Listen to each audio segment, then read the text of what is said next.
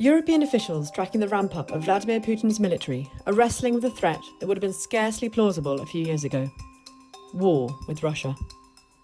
So here's one way Russia could attack Europe, how Europe might respond, and how it could cost the global economy up to $1.5 trillion in the first year. The first step of an attack could be a staged incident that gives Russia a pretext. One former Lithuanian official has suggested Russia could stop the Moscow to Kaliningrad train as it travels through Lithuania as a premise for an incursion. Moscow could then send in troops under the guise of protecting stranded Russian citizens, effectively invading Lithuania.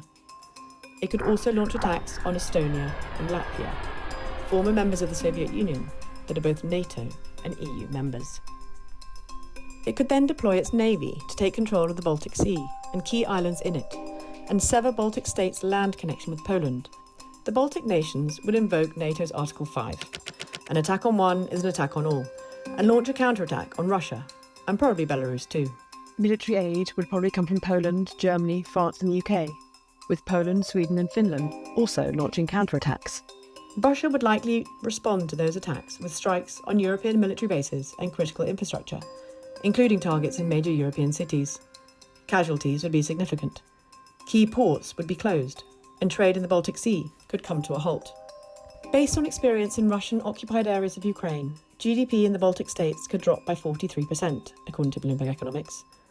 Output in the rest of the world would face a smaller, but still significant shock. President Donald Trump might hesitate to act.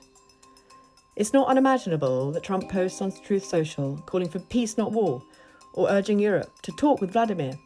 And without an immediate US response, the war could escalate, spilling beyond the Baltics. To be clear, this is an extreme scenario we've modelled.